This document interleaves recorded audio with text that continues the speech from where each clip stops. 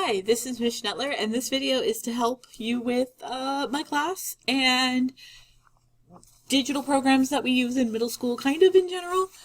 It's based on a PowerPoint that I do for open house, but it has a lot of regular questions that I know a lot of parents and kids have, so this video can be watched. It's kind of intended for parents, but kids can watch it and you will probably still learn a lot of stuff. I'm Ms. Schnettler, by the way, and I teach Project Lead the Way at College Park Middle School. Project Lead the Way is a nonprofit STEM curriculum provider, and they create rigorous curriculum for K through 12 students. At the elementary level, it's called Launch. At the middle school level, it's called Gateway, and at high school, it's just called Project Lead the Way. While it is a STEM curriculum, there is a strong focus on engineering. We consider this class to be an advanced level academic elective, and we currently offer 3 Project Lead the Way courses for our IB Magnet as well as advanced students. So we have Intro to Tech, Engineering Tech, and Robotics Tech. If you're a Magnet student or your student is a Magnet student, typically it's Intro to Tech in 6th grade, Engineering Tech in 7th grade, and Robotics Tech in 8th grade. However, sometimes those can get switched around with other classes. If your student is not a Magnet student, they can still take these classes, absolutely. We have both advanced and regular students who will, or standard students who will take the classes, but they don't necessarily have to go in that order. They might take Intro to Tech when they're in 7th grade and Engineering Tech when they're in 8th grade. That's okay. There's not a particular order to the classes, and they're not necessarily assigned to a particular grade level. My grading policies are posted. I have on Canvas, I have a syllabus, so you can look at all my policies there. I try very hard to make sure every assignment has a visible rubric that the students can use so that they can see how they're going to be graded. I review that when I introduce the assignment, and it remains accessible to them throughout the assignment. If you or a student ever sees an assignment that does not have a visible rubric that students can see, please let me know. That is merely an oversight, and I will fix it fairly immediately, because I think it's really important to know what the teacher is looking for before you get started on your work, so that your work can be efficient and you don't spend a lot of time focusing on something that really wasn't part of the assignment. But typically grade assignments after they are due, which I think makes sense, and usually within a few days. So if something's due on Friday, I usually grade it that next Monday or Tuesday. Sometimes it takes a little longer, life happens. But I very rarely would grade something before it was due. Sometimes students will request that so that they can get feedback before the actual deadline and they can get changes made.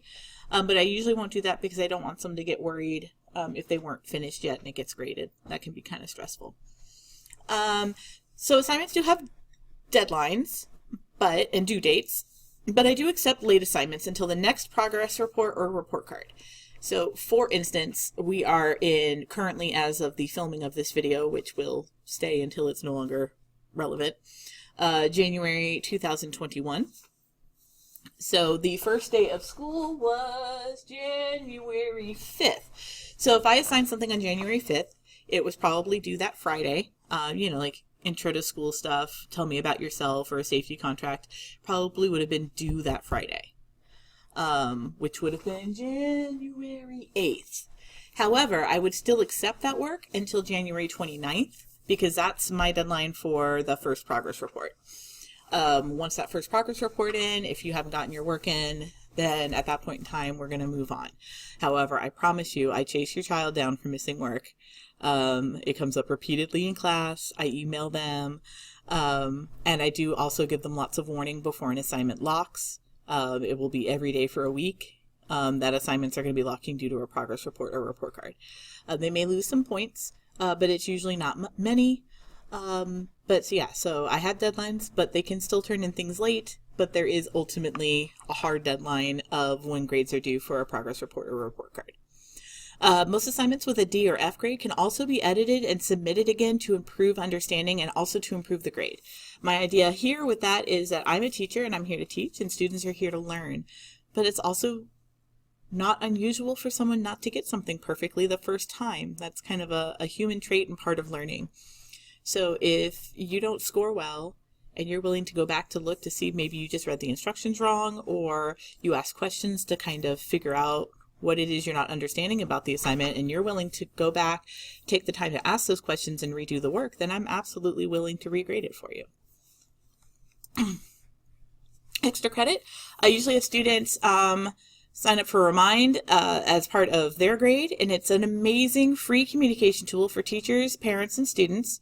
I get students get regular credit, but I give students extra credit for getting an adult in their life signed up. It could be mom or dad, it could be grandma, grandpa, it could be an aunt and uncle, older brother and sister who will just kind of say like, hey, that teacher texted again, did you do the thing? That's all. Oh, and these are my current codes. They may not be the codes if this is not the 2020-2021 school year that you are watching this. The codes might change. So just be aware of that. I do have some social media. I have Bulldogs Lead the Way, which I will update with pictures of either finished projects or kids working on projects in class. We have Bulldogs Project Lead the Way, which is our Twitter, which is just a mirrored account of Bulldogs Lead the Way Instagram. I never post anything original to Twitter. It's always just a link to the Instagram. And then I do have a YouTube channel. It is nothing coherent. It's mostly just videos that I make about particular assignments in my class. But I do have some Canvas videos and things in there too, so feel free to look and poke around. All right, here's my Skyward crash course. There are, these are where our official grades are. If they're different from Canvas, the Skyward grade is always more correct. Feel free to email any of your teachers to ask about why they are different. I'm always happy to explain that. I assume most other teachers would too. But the easiest way to explain it is Skyward is the official grade. Canvas is kind of like our online classroom. So we may do assignments in there that we decide not to count or that are just for practice or any number of different things. And so they may not make their way over to Skyward. There's also a really weird, which I think I come over in this presentation later, a really weird option in Canvas where you can look at your grade two different ways. And so that's another reason that Canvas is not the most reliable way to look at your grades. There is supposed to be parent access for Skyward, but I know that that does not work for a lot of parents. But students always have access through their laptops. And that says always have always, but it should say always have access through their laptops. And then this is what it would look like when they first sign in. If they click the gradebook option, it will tell you how many missing assignments they have. Now, I will defend my students here. There are a couple of weird things that will happen where they may have assignments that are marked missing and they aren't really missing. So it is possible that the student doesn't actually have 23 missing assignments. They may only have 10.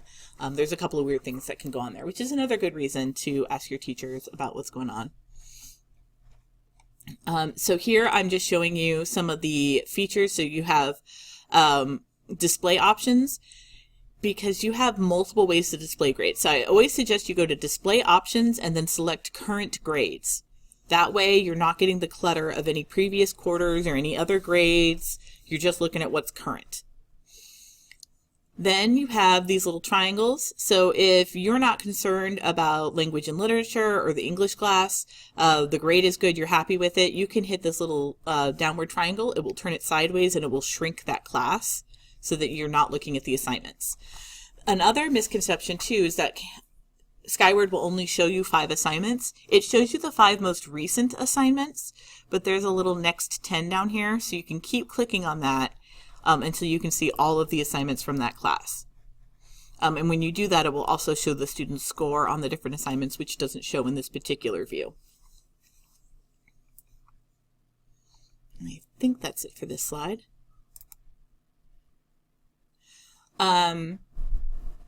Academic history. Academic history is where you can come and you can look at their previous grades. We have a progress report. So the PR1 is progress report. I'm not quite sure what CR1 is, but RC is report card. So progress report 1, report card 1, and then there'd be progress report 2, report card 2, progress report 3, report card 3, and so on and so forth. And that will show you, and you can even look at their previous grades as well, their previous years. All right, here's our Canvas crash course. My class, we use it almost daily. Most teachers, especially because we're currently in the pandemic, are using Canvas a lot more. Not all teachers do. but a lot more are using it, and Canvas is an amazing tool.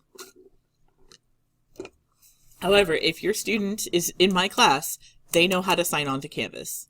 Don't believe anything about they don't know how. We sign on to Canvas nearly every day. Most of my assignments and materials are going to be available there. And when I say most, I do mean like 95 to 98% of what they need will be in Canvas. It's very rare that they won't have what they need in Canvas. Again, there will be rubrics as well as any notes on how assignments are graded. And students can ask me questions about assignments from home. They can email me. They can send me a message and remind. And right now we're doing the hybrid lessons, so they can ask me in the Teams chat. And also, because of pandemic, which I think is a really good thing, almost all of my assignments also now have a video of me reviewing the assignment, the information presented, how I want the assignment done, how to submit it, and how it's going to be graded. So there's actually a lot of information for them on Canvas. And the Canvas homepage has all of my contact info. It has the syllabus and a video from Project Lead the Way if you're curious. It's only a couple minutes long. The Canvas dashboard, this is what they first see when they sign in, and this is the symbol for the dashboard. So if there are any school-wide announcements, they'll see those first. If it applies to them, they should take care of it, but if it doesn't, there'll be a little X over here that didn't make it to the picture. They could click that to X out of it. They do get their morning and afternoon announcements there, so they can watch those every day if they need that information. Usually that's watched in first period for morning and seventh period for afternoon. Then the book right underneath it, that's their classes. And then on the side here, this is kind of a general Canvas menu that will always be up over on the left. So then when they are looking in dashboard mode, I think that the card view is the best view. But there is another view called an agenda view. The only issue with the agenda view is I think a class doesn't show up unless there's an assignment due that day, but I'm not positive on that one because I personally use the card view. But your classes will look like this. If the teacher has changed the picture, it will have a different picture. If the teacher hasn't, it will just be plain. But if you want to switch between card and agenda view, it's these three dots over here, and you choose your view options, and you can change those different views. The next gem I want to talk about with Canvas is the calendar. It's amazing. And then we do have the inbox down here, which for some reason looks like a fax machine. But, you know. So the calendar is this amazing thing. They do need to have classes selected, but I'm also pretty sure that they are pre-selected for students, and only teachers have to actively select. And then when something's due, it will just automatically show up in their Canvas calendar. They don't have to do anything. In this particular, these are all photos from a actual child's computer. I got their permission and was taking pictures so people could see what kids see. So this, I believe, is actually a Teams meeting that has been scheduled every day. So they can go there to click that. Mine are located in the announcements on the class, but some teachers can schedule it and they can schedule it every day. And then you can see different assignments. They're generally color coded by the class. So the green ones are, in this case, it looks like history. The pink ones are science. And then there's other colors just depending on the classes. Oh, look, there's my class. What do we use robots for? That's my robotics class. And so as long as the teacher is putting an assignment in Canvas, it will automatically show up here. So it's kind of like an auto planner. So it's an amazing tool. And I think a lot of students don't utilize it enough. And I think a lot of parents don't realize it's there. So I always want to make sure. Now, of course, the shortfalling is if a teacher doesn't use Canvas, then their assignments won't be in there. Or if it's a pencil paper assignment, it won't be in here. But students can add their own events. They simply go to the day and they can either right click or left click on it, and it will give them an option to add their own to-do list, to add their own event, to add their own assignment. So if they know they have a paper and pencil assignment, they can click over there real quick and they can add it in on the due date. So it acts just like all of their other ones, and they have that reminder. Their Canvas inbox, again, it looks a little bit like a fax machine, which is odd. Here, students can receive feedback and reminders from their teachers. They can make a new message, which is this symbol over here, but they have to select the class first and then select teacher. It's a little bit awkward. I think if they sit with it and try, they can probably figure it out. It's just a little clumsy. So the easier thing to do is if they already have an email from a teacher, it's usually easier just to click on an email and hit reply, even if the subject's not the same. Once the email's open, they can change the subject and everything. But I have it set up where students will get a reminder like, hey, you didn't turn in this assignment. And Canvas will send them an email reminding them, or I'll send an email like, hey, you got a D or an F on this assignment. Don't forget, you can redo it for a better grade. So there's lots of good information in there. Canvas course homepage. Okay, so this is once you have clicked on a class, in which case I have my class as the example, this is what their page will look for me. Different teachers can set this up differently. This is what I have selected for them.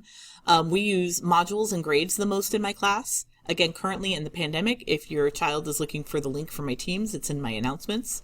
I will also put announcements about lock dates for assignments in there. My contact info is on the homepage. So when they first go to my class, it's automatically on the homepage. That's where you'll find my syllabus, my contact info, my project lead the way, all of that. So here's a picture of my homepage. So first it's my contact info and then my syllabus. Then we go to modules. Modules is the number one thing that I have students go. I have all of my work organized by modules. And it is the oldest assignment first, and then the newest assignment is on the bottom. Sorry, I keep triggering that to pop up there. Due dates and points are right underneath the title. So even if students never use the calendar, it tells you right there, this is due August 17th, and it's worth 13 points. This is due August 24th, and it's worth 10 points. So all of that is there. This particular student wasn't missing any assignments from this module, but you will often see a little circle with a minus sign if it is missing and or late. Sorry about the bell.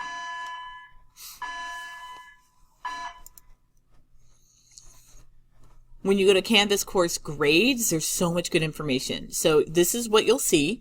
This is the title of the assignment. This is the due date of the assignment. This is whether or not it was turned in on time. And then over here you have grades. So this is how many points did the student earn? That's first. Then you have how many points were possible. So in this case, the student got a 16 out of 16 or 100. In this case, they got a 40 out of 10, which would be a 40%. If there is a dash, that means that that has not been turned in at all. The student has not turned in this assignment. I'm not sure why it's not marked late or missing. Sometimes Canvas is a little hit or miss with that kind of thing, but if you see that dash and there's no number there, that assignment has not been turned in. Down here, we have like a little icon of a piece of paper. This means the student has turned it in, but the teacher has not yet graded it. So if you see that, your student's telling you the truth. This means the teacher has received it, but has not yet graded it. Over here, if you see the little speech bubble, that means there's a teacher comment overall about the grade. And if there's a clipboard, that means you can click on the rubric to see how your teacher graded you. Students can get feedback about each assignment in my class. So again, I can leave a comment and they get the rubric. They can see, okay, they were on time, but they forgot to put in this photo that I asked for, and it looks like they got 1 out of 3 points for answering a question. They didn't have enough detail, but so they can always see exactly how they were graded and why they received those grades. And then if they do decide that it's an assignment they're going to redo, they know exactly what they need to do to fix it. So, this student needs to write longer answers and include a photo of the object from the assignment. Oh, and that's the end of the slideshow. So I know this video is a little bit long. I do apologize for that, but I think it has a lot of information that a lot of people are curious about with Skyward and Canvas. And as I usually say at the end of my videos, I hope this was helpful, and please stay safe and be kind.